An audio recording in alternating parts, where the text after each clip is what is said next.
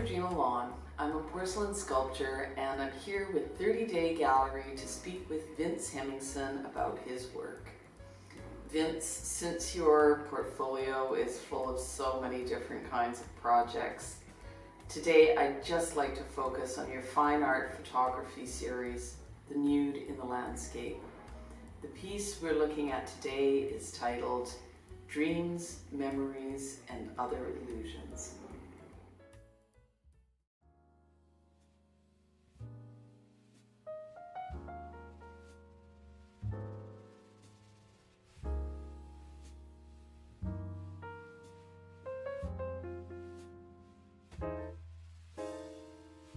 In this image, we see a naked woman perched on a seaweed-strewn boulder rising up out of a calm and misty ocean.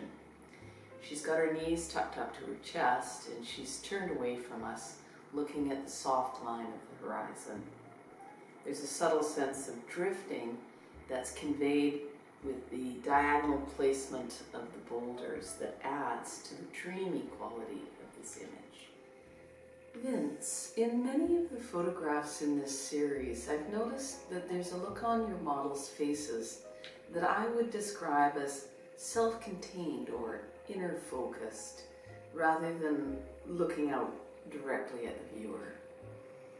Perhaps this is the moment where the model releases her sense of identity to merge with the environment.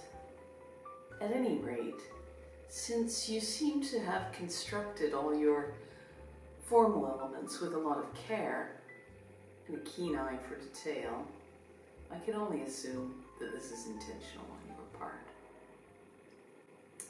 What is it about this particular moment that you are drawn to? Hi, Georgina. That's a great question.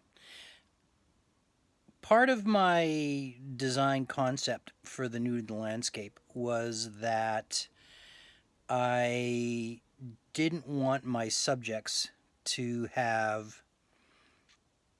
make eye contact with me as the photographer, because I'm a stand-in for the viewer. I've been fortunate enough to do quite a bit of wildlife photography and have been on several safaris to photograph big game in Africa. And it was on my last trip to Botswana that one of the things you notice is the wildlife rarely makes eye contact with you.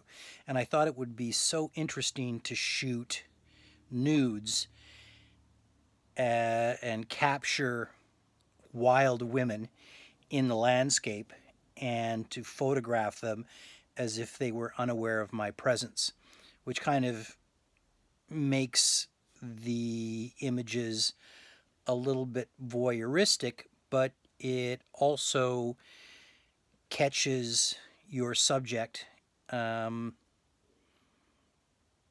unawares, so to speak, and self-possessed, pensive, thoughtful in the environment. And that's one of the reasons why I'm particularly drawn to photographing groups of women and women of all ages. And I find that a lot of the images of women that I'm photographing in the landscape who are in their 40s and 50s and 60s and 70s have a kind of gravity to them, because the women are strong and independent and self-assured. And I think that the capturing them in a kind of a solitary moment really lends itself to the power of the series. I hope that answers your question.